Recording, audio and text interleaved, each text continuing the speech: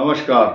धनु राशि पर बहुत महत्वपूर्ण चर्चा करेंगे। सभी भाई और बहनों को और वरिष्ठ नागरिकों को बहुत बहुत शुभकामनाओं के साथ इस बात का साधुवाद दूंगा कि जो भी हम वीडियो में बात बताते हैं आप सहज भाव से उसको समझ पाते हैं। इसके लिए आपको पुनः पुनः बहुत बहुत शुभकामनाएं। अब धनु राशि पर बात इसलिए करनी है क्योंकि कुछ नए परिवर्तन जो हो रहे हैं उनका धनु राशि से क्या नेगेटिव और पॉजिटिव इफेक्ट होगा। तो जो लोग धनु लग्न और धनु राशि के हैं, जिनका जन्म मूला, पूर्वाषाढ़ा, उत्तराषाढ़ा नक्षत्र के प्रथम चरण में हुआ है, केवल वही वीडियो देखें। और धनु लग्न, बाकी किसी का इसके साथ मैच नहीं हो पाएगा। आइए जानते हैं। नंबर 1, आने वाली 6 तारीख को बहुत ही महत्वपूर्ण ग्रह दैत्य और देव और दैत्यों के गुरुओं का परस्पर आपस में स्थान परिवर्तन होगा। तो शुक्र इस संसार के अंदर कॉस्मेटिक्स, अच्छे वस्त्र, अच्छा खान पान, पनीर, दूध, घी, रेशमी वस्त्र, परफ्यूम और एट्रैक्टिव पर्सनालिटी के लिए जाना जाता है। तो धनु के लिए एट्रैक्टिव पर्सनालिटी का कारण बनने वाला है शुक्र। और धनु वाले इतने भाग्यशाली होते हैं क्योंकि इनकी राशि का स्वामी गुरु सीधे सीधे जितने भी ग्रह हैं सब उनको गुरु मानते हैं और आपकी राशि के स्वामी होने का श्रेय मिलता है। अब हम यहाँ 2 प्रमुख बदलाव की चर्चा करने वाले हैं। दैत्य गुरु शुक्राचार्य जी बृहस्पति की राशि में आएंगे 6 तारीख, और आपकी राशि का स्वामी पहले से ही शुक्र की राशि में विचरण कर रहा है। इसके मायने तो समझाएंगे ही, साथ ही साथ द्वादश भाव में इसी महीने आने वाले सूर्य का संक्रमण, ट्रांजिट आपके 12वें भाव में होगा। तो पहले इसकी चर्चा कर लेते हैं, क्योंकि 12वें स्थान पर सूर्य आते ही आपकी यात्राएं शुरू हो जाएंगी। व्यर्थ की यात्राएं भी होंगी, झगड़े भी होंगे, क्रोध बहुत आएगा, शरीर में आलस्य भी रहेगा, परंतु आपको अपने विवेक को और अपने संयम को खोना नहीं है। आपके इष्ट मित्र, बंधु बांधव, निकटतम रिश्तेदार, चाचा ताऊ, भतीजे, इन सब के साथ थोड़ा सा मन मुटाव की संभावना, नेत्रों में पीड़ा तथा अशांति, तनाव, चिंता रहेगा। ये तो बिल्कुल नहीं कह सकते कि संभावना है, नहीं होगा। अब क्या है, इसका रीजन ये है कि चोट ना लगे, आपका बड़ा लॉस ना हो, आप ठगे ना जाएं ऑनलाइन किसी के द्वारा। तो उसका सबसे सहज तरीका ये है कि आप हर व्यक्ति को शक की दृष्टि से देख सकते हैं जिसके साथ भी पैसे का ट्रांजैक्शन, लेन देन हो रहा हो। जल्दबाजी कुछ नहीं, क्रोध की सीमा का उल्लंघन ना करें। कारण क्या है, इस बात पर जोर क्यों दिया जा रहा है, क्योंकि शनि आपके पराक्रम भाव में बैठ करके सूर्य के ऊपर पूर्ण दृष्टि डालता है। तो ये वहां पर शुभ परिणाम देने के लिए नहीं जाने जाते हैं। ना शनि द्वादश भाव में, वृश्चिक 8 नंबर जहां लिखा है वहां पर सूर्य भी है, और साथ ही साथ उस 12th हाउस का जो लॉर्ड है वो नीच राशि में बैठा है।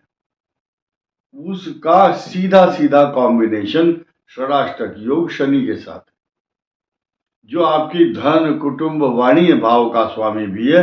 धन कुटुंब वाणी भाव पर मंगल जो नीच राशि में बैठा उसकी दृष्टि है। तो विवाद का कारण आपका स्वास्थ्य, आपके लाइफस्टाइल खराब ना हो, वाहन चालन तथा पैसे का लेन देन, शब्दों की मर्यादा का उल्लंघन करने के कारण, या पारिवारिक रिश्ते खराब ना हो, इसलिए ये वीडियो के माध्यम से आप लोगों तक ये बात पहुंचाने का हमारा प्रमुख उद्देश्य है।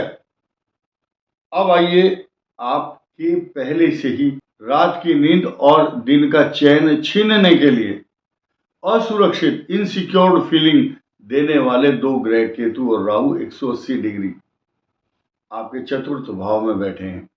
क्यों ना हम इस बात की चर्चा करें कि आपके सुखों के साधन को, यानी कि आपके सुखों के साधन में वृद्धि ना करके व्यवधान उत्पन्न करने वाले ग्रह राहु केतु हैं।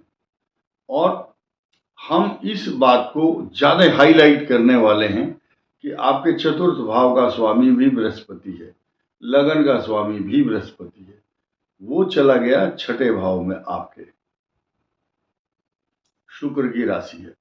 अब इसके मायने, जैसे कि मैंने कहा था, शुक्र की राशि में बृहस्पति, बृहस्पति की राशि में शुक्र, यहां ये लग्न में इतना मजबूत होकर बैठता है क्योंकि छठे और 11वें का स्वामी शुक्र जब बृहस्पति की राशि में लग्न में होगा तो ज्योतिष शास्त्र के जितने ग्रंथ हैं सब जोर जोर से अपना तर्क के साथ क्या बात करते हैं।